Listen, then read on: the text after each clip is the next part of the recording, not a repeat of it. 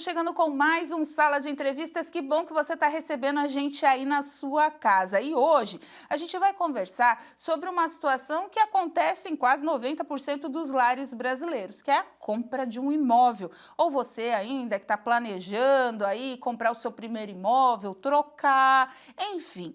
Envolve-se muitas coisas nesse processo. Não é basta só ter o dinheiro, ir lá comprar e acabou, vamos se mudar e está tudo resolvido. Não, tem todo um trâmite que você pode aí estar se envolvendo e tem que saber como se envolver nele. Por isso, hoje, o Sala de Entrevistas, a gente convidou a advogada especialista em direito imobiliário, Milene Lacerda, para conversar com a gente. Obrigada, doutora, pela presença. E é isso, né? Não basta só ter o dinheiro, né? Tem que saber aonde está se envolvendo nessa situação da compra do imóvel, né? Então, agradeço a participação aqui e ter a oportunidade de falar para vocês sobre isso mesmo.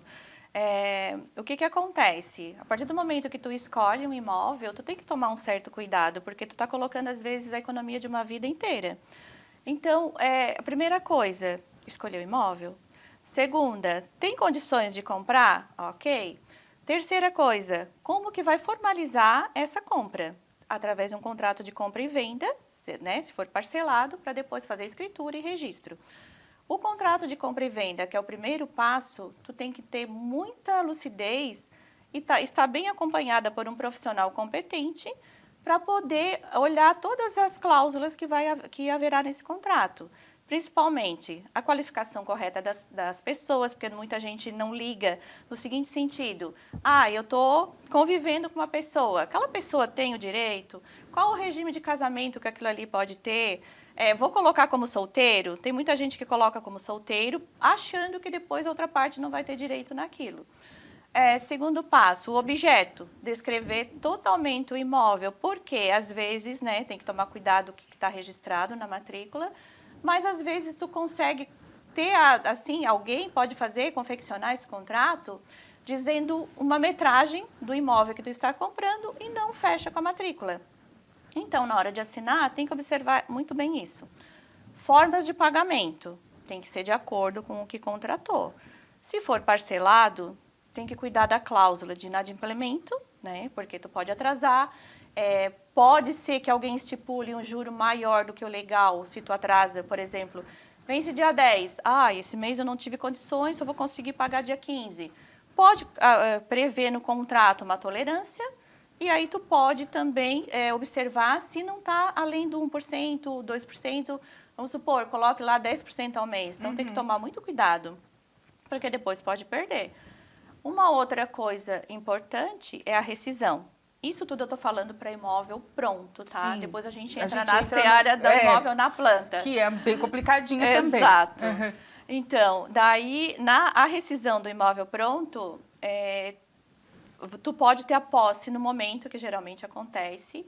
E aí, essa possibilidade de rescisão, se tu não consegue mais pagar as parcelas, tu pode negociar direto com o vendedor. O que acontece? Sempre vai haver discussão, por quê? Devolve todo o valor? Não devolve todo o valor? Então, a cláusula do contrato, ela tem que estar muito bem descrita, porque a lei só permite, ela só prevê uma multa estipulada quando é imóvel na planta.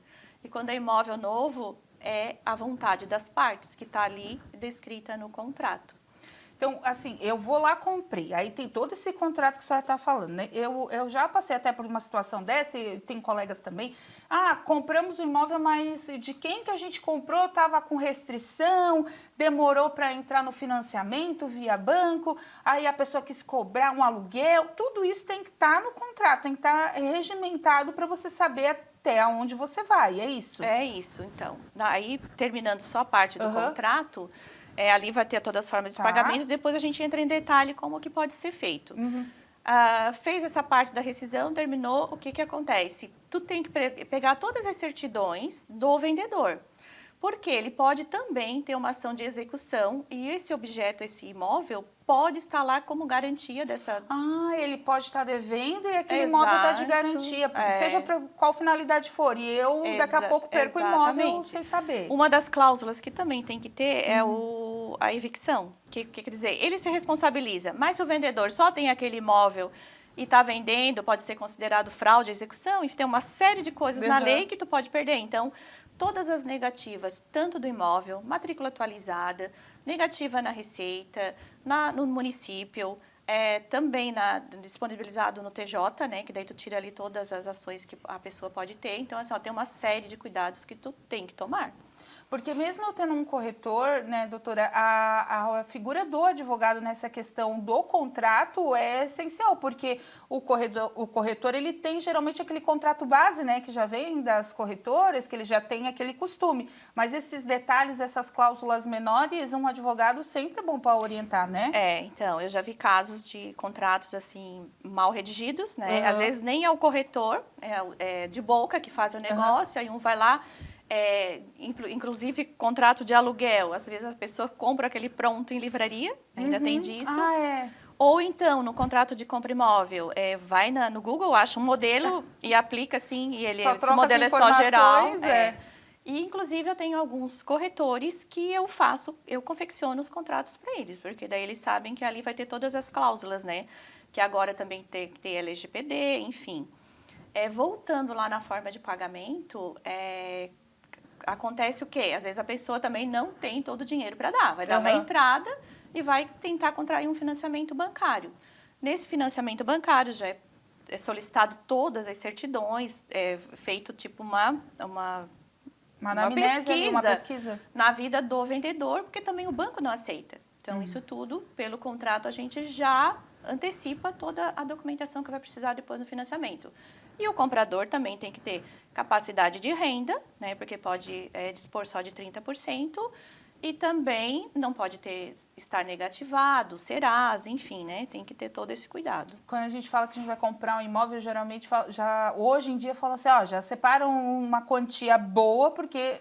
tudo isso vai dinheiro, né? Cartório, taxa, tudo isso imposto, vai, né? ITBI. Então, o que vai em cima disso, se tu for fazer um financiamento? O contrato de financiamento, ele já vale como escritura, mas também tem o valor, né? Que é da instituição financeira. E também o valor de emolumentos, que é depois no registro, né? E, então, assim, tem que ter. Geralmente, a gente calcula... Andam mudando os emolumentos agora, mas, assim, não dá muita diferença. Mas eu sempre calculo 5% sobre o valor de venda. Ah, tá. E em cima daquele valor já separa um dinheirinho, porque a maioria é tudo à vista. Tem as prefeituras, né, para o Brasil afora, que já estão mais modernas, até parcelam no cartão de crédito, o próprio cartório, mas tem outras que não, né? À vista, no dinheiro ali é suadinho, tem que pagar. Para registro tem que estar tudo em dia, não pode ter nada. Inclusive, quando é caso de inventário, só fazendo um adendo, que antigamente ano passado, poderia ser parcelado em 12 vezes, porque às vezes o valor do imóvel é alto, né? E o ITCMD, que é o causa-mortes, ele é muito mais alto, é o dobro praticamente, e podia parcelar 12 vezes e terminar o inventário. Hoje não, hoje tu tem que estar quitado com o ITCMD. Então, assim, toda essa documentação exige uma série de valores que tu tem que estar disponível, além do valor do imóvel. E muitas vezes, se não tiver alguém orientando da forma certinha, perde-se também esses valores, né? Porque começa a pagar uma taxa e não era aquela, e o imóvel não está regular, pagou, tem que pagar de novo porque agora está, tudo isso, né, doutora? E mais um adendo, uma dica... saiu agora uma decisão da STJ que o valor do ITBI, ele é cobrado em cima da transação imobiliária. E, geralmente, então, assim, a gente tem ações até de devolução, ou se a prefeitura não aceitar a tese, que já está vigorando, a gente consegue com mandado de segurança para a pessoa pagar. Então, assim, se tu vai lá ver o imóvel, custou 400 mil, por exemplo. Só que tu fez uma transação imobiliária com o vendedor de 350. E o valor que está no cartório é 400, na prefeitura, desculpa, é 400, o valor venal. Tu vai pagar o ITBI em cima do 350, do 2%. Então, assim, já tem essa diferença, que daí tem muitas pessoas que ainda não sabem dessa situação. Dessa diferença. O que é o ITBI? ITBI. O ITBI é o imposto. Aí depois a senhora fala do valor venal também, que eu tenho dúvida dos dois. O ITBI, o que é? Que a gente tem que pagar para comprar? O ITBI é o imposto entre vivos, é o imposto de transmissão de bens imóveis. Então, qualquer transação imobiliária que vai fazer, quem emite porque é da prefeitura, né? É emitido pela prefeitura o valor de 2% em Criciúma. Tá. Tem cidade que é 3%, tem cidade que é 4%. Nossa! São Paulo, acho que tem cidade que é 4%. E a gente tem o ITCMD, que é o Imposto de Transmissão Causa Mortes e Doação. Então, vamos lá, só uma diferença aqui. ITBI entre vivos, ITCMD no caso de doação, que daí entre vivos também, pode acontecer entre vivos, também é o ITCMD. Ah, tá.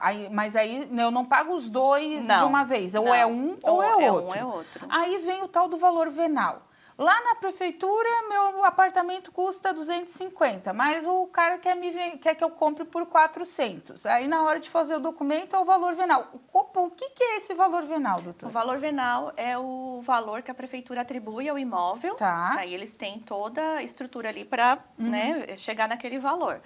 Valor de metro quadrado, dependendo da região, tudo isso, né? Nesse valor, ele está inserido como é que eu vou chamar aqui?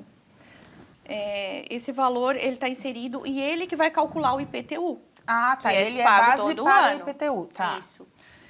E o valor de mercado, que é o valor que custaria 250 na prefeitura, que é onde tu vai calcular o ITBI, e o valor teu de negociação é a vontade entre as partes. Então, eu acho, né, lógico que eu não posso extrapolar, mas eu acho que o meu imóvel vale 400, na prefeitura está 250.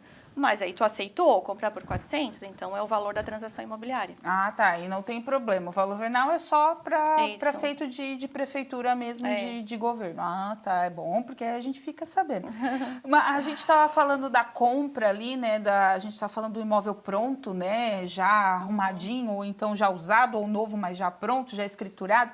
Na hora da gente fazer essa escritura, como é que a gente faz esse processo, né? Eu comprei, tá tudo certo, eu acertei tudo ali, o advogado viu o contrato, tá tudo certinho, só que eu tenho que fazer a escritura. Como é que eu faço essa escritura? É no nome de uma pessoa, no nome de duas? Dá para resolver na hora? Uso fruto de filho? Como é que funciona essa questão da escritura em si? É tudo que tu falasse ali, tu pode fazer. Tá. É feito no cartório, no tabelionato, e pode ser entre duas pessoas, vendedor e comprador, pode ser entre vendedor e 2 compradores, não tem problema. Quando acontece financiamento, também tem uma coparticipação de outro, aí vai lá, aí são regras internas do banco, tu pode usar a renda de um ou de outro, ou de um só, dependendo, então a escolha é tua. Mas a escritura tu pode fazer dessa forma. Tem também a situação, tu fez o contrato de compra e venda, tu quer escriturar, mas está parcelado, e aí a pessoa fica com medo de transmitir a propriedade e depois não receber a parcela, apesar de estar ali, né, com no as contrato, multas, com as coisas, mas, né, até receber, às vezes dá problema. Pode também escriturar e fazer uma confissão de dívida no mesmo ato, colocando aquelas parcelas dentro da escritura. E no registro também. Aí também é muita coisa.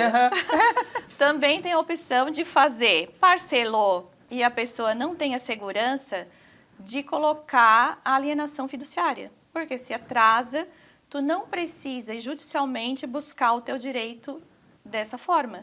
Tu pode fazer uma notificação extrajudicial, da maneira toda correta ali na escritura, né? Pode fazer uma notificação extrajudicial e consolidar a propriedade para o credor de volta. Ah, então... É tipo banco. Tem maneiras de se resguardar, né? Quando não é feito financiamento bancário, né? Quando a pessoa faz aquelas divisões de boca, vamos dizer assim. Mas tem maneiras jurídicas de se resguardar para não perder o imóvel. Tem. E, como é que faz o banco? Vamos usar a Caixa, que é o mais comum, né? Foi lá, fez o financiamento e parou de pagar, não conseguiu mais pagar. A Caixa não vai entrar judicialmente para dizer que a pessoa está inadimplente e tomar o imóvel de volta. Ela vai no cartório de imóveis e dizer, o fulano de tal não pagou mais as parcelas, eu quero que ele receba uma notificação extrajudicial e pague as parcelas em atraso. Daí a pessoa tem 15 dias para pagar. Se ela não fez, a Caixa ou qualquer banco... outro banco, que hoje está mais popular, né? O financiamento. Qualquer outro banco pode ir lá e consolidar a propriedade. Aí passa para o nome do banco. E depois disso leva a leilão. Tá? E a gente vai falar do leilão. com você que gosta de comprar imóvel de leilão ou está pesquisando, no próximo bloco também a doutora vai falar para a gente sobre essa questão do imóvel na planta, que já deu tanta dor de cabeça aqui na nossa região, e a gente volta já já com sala de entrevistas, é rapidinho.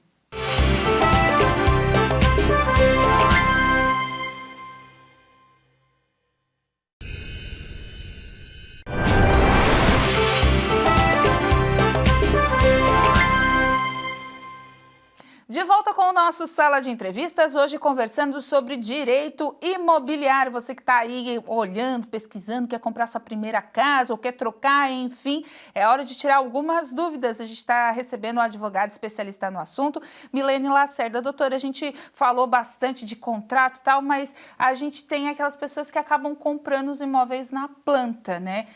Infelizmente, Santa Catarina, né, tem o caso de repercussão nacional, né, o maior caso, né, de quebra de uma construtora no país que deixou milhares de pessoas na mão. Tivemos outro em Goiás também, um caso muito significativo. Mas, enfim, a gente não pode deixar de falar disso, que gera muita ansiedade, muita preocupação ainda nas pessoas que querem comprar, mas tem aquele medinho, né? O que a gente faz com isso aqui que não existe ainda, né? Então, é muito complicado. Essa acho que é a parte mais complicada da compra de imóvel. Primeiro cuidado é ver a situação da construtora, né? Então, eu tenho casos de um lado ou de outro. Tanto, às vezes, eu dou assessoria para alguma consultora menor e também a maioria dos adquirentes eu atendo. Uhum. O que ocorre na maioria das vezes? Que eu estou com um caso aqui em Santa Catarina, lá na Serra também.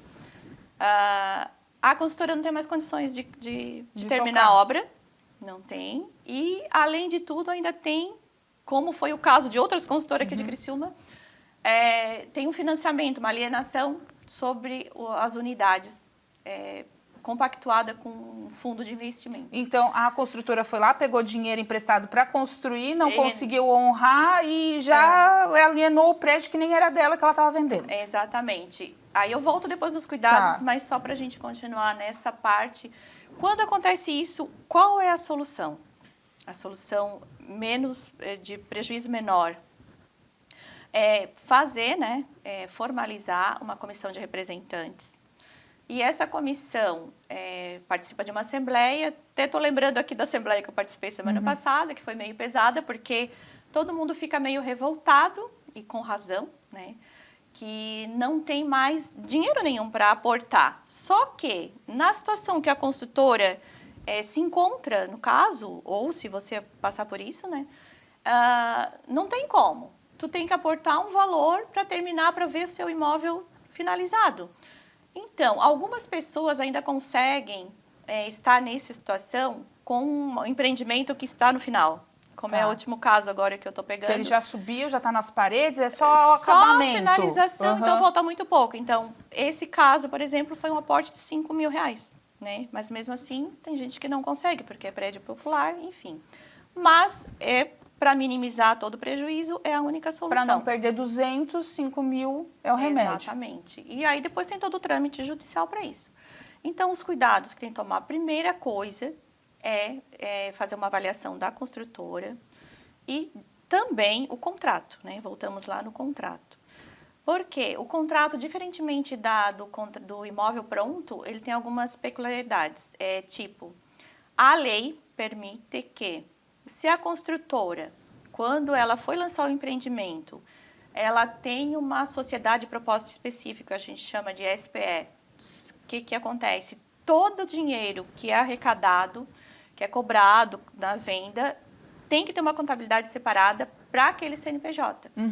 E ali ele tem um patrimônio de afetação, que ele meio que protege aquilo lá. Então, quando tem essa parte de que a consultora foi lá, alienou, as pessoas não sabiam, a gente tem uma proteção nisso em relação a não perder o imóvel também nessa situação de o banco ou o fundo tomar essa unidade, né? E aí... As pessoas, elas têm que ir atrás desse contrato bem feito, bem estruturado. Para saber se a unidade está válida ali, se a construtora está válida. Não é bem isso, eu estou só procurando uma palavra assim, mais fácil de assim, da pessoa entender. Uma cláusula que o que acontece? A partir de 2020, Tá. se tem essa SPE e tem os 50% e tem essa patrimônio de afetação, eu não posso mais pagar o imóvel. O que acontece? Eu vou perder 50% do que eu paguei. Uhum. Mas isso quando eu decido fazer a rescisão. Caso contrário, se eu parar de pagar, no contrato, tu tem que tomar cuidado nessa parte, porque além de 10% de multa, tem mais tudo que, como o contrato, ele é um acordo entre as partes, tu pode colocar tudo ali. Então, às vezes, assim, ó, eu paguei lá 50 mil reais de um imóvel na planta que vai ficar pronto em 2025, 26, por exemplo. E eu não consigo mais pagar aquelas parcelas. Eu praticamente vou perder todo o valor que eu paguei. Então, na hora do imóvel na planta, além de cuidar do contrato, além de cuidar da consultora que tu vai contratar, tem que observar muito esses percentuais que vai Até de porque perda. cada um, na hora de comprar, é uma empolgação, mas tem gente que não vê direito a questão não é calção que eles falam, é do aporte, né, por ano. O reforço. O reforço, isso, obrigada. O reforço que... Nossa, esses dias eu estava olhando, eu achei absurdo. Parcela de 2 mil, reforço de 10. Gente, como uma pessoa vai pagar um reforço de 10 mil por mês? Por ano, né?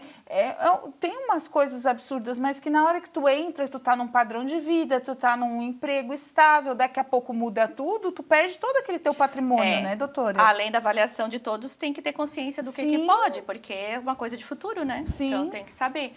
Mas também tem uma outra situação em imóvel na planta. Tem construtoras que eles fazem o financiamento da Caixa para a construção. Ah, tá. O da Caixa tem um tipo de nome, né, que é determinado para aquele lá, mas tem outros bancos que também fazem, alguns, né? E não vou citar nomes aqui. Uhum. Não tem problema. Mas aí tu tá meio que protegido. Por quê? Porque quando se faz esse tipo, a consultora financia com a financeira, ou o banco, ou o fundo de investimento, ele paga um seguro.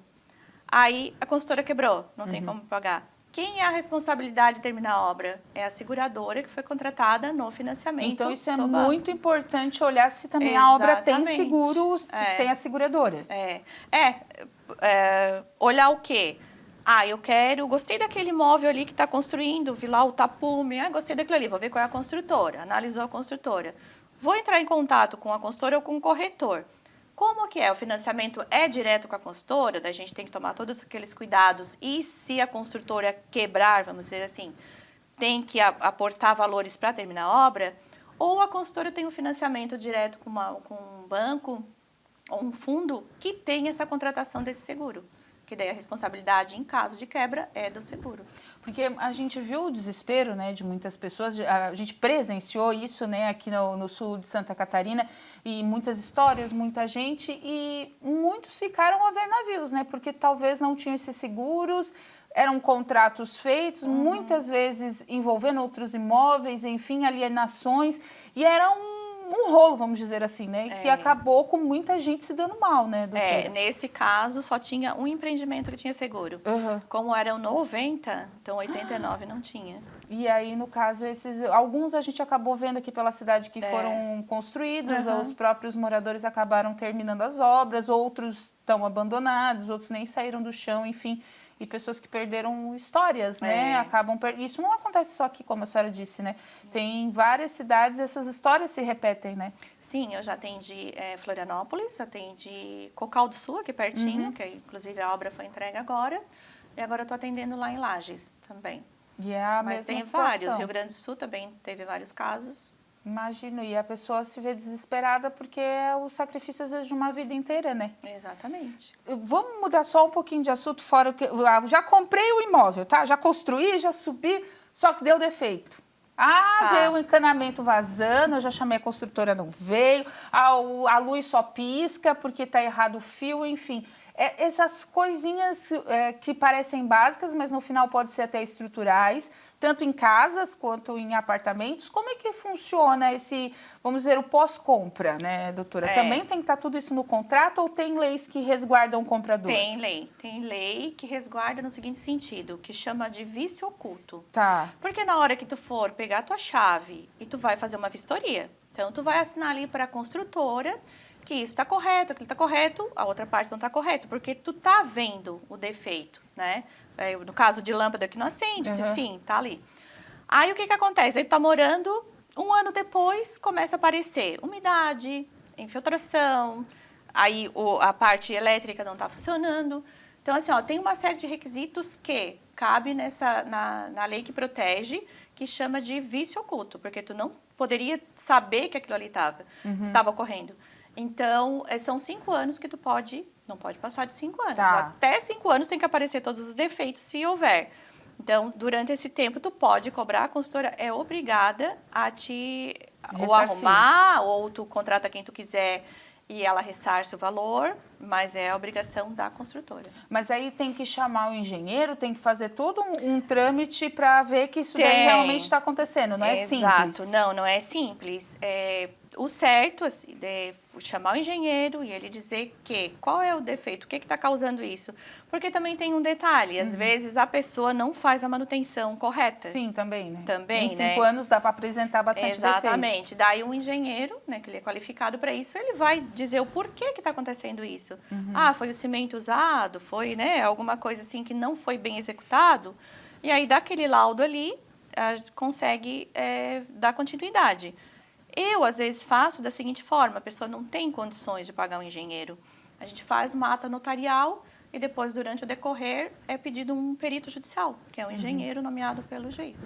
E aí ele vai lá, avalia se aquilo ali realmente foi feito, se é defeito. Esses dias eu até estava vendo umas histórias até para conversar com a senhora, de um prédio que descobriram que todos os canos da sacada ele não ia para baixo, ele ficava infiltrando na sacada. E isso, um morador foi vendo, outro foi vendo, foi dando infiltração. Quando foram ver, nenhum dos canos ligava para a rua. Tá. Ficava acumulando ali no cimento. Aí tiveram que chamar, tiveram que fazer todo um processo judicial, só que nisso daí já a pessoa fica até desmotivada. Tem gente que acaba largando, Sim, né? Daí entendimentos que isso também gera dano moral, né? Então, aí no direito, algumas coisas, tudo depende. Tá. Mas a obrigação da consultora de fazer a execução novamente, né? E de fazer o trabalho bem feito, né? Porque não custa, exato, não custa barato. São reais bem sofridos das pessoas aí para comprarem os seus imóveis, né, doutora? Muito, né? É muita história. E às vezes a casa é o sonho da pessoa, né? É a conquista dela. E como a gente disse, muitas vezes por más administrações de construtoras ou então de má fé de algumas pessoas também, acabam se perdendo aí, indo para a justiça, e a demanda e a demora é grande também para se resolver, né, doutora? A justiça não é tão rápida, infelizmente. Não, hoje assim tá um pouco mais rápido, né, do que antigamente, mas mesmo assim demora, porque, né, tem recurso, tem a marcar perícia, então demora mesmo. Então, a gente já está quase no finalzinho do programa. O objetivo dessa entrevista era esclarecer esses pontos para as pessoas, até porque a gente sabe, né, como a gente já frisou, é o sonho de muita gente ter a sua casa própria, né, ou um investimento, talvez, né. Hoje a gente está nessa onda dos aluguéis, né, de temporada, até um investimento, né, querendo ou não, mas também tem que tomar esses cuidados. O certo é sempre fazer um bom contrato e procurar um advogado e estabelecer as regras, até porque pode ser novo ou usado. Pode dar problema. Pode dar problema. A gente espera que não, né? Mas pode dar problema. O caminho é consultar e fazer bons contratos, né, doutora? Exatamente.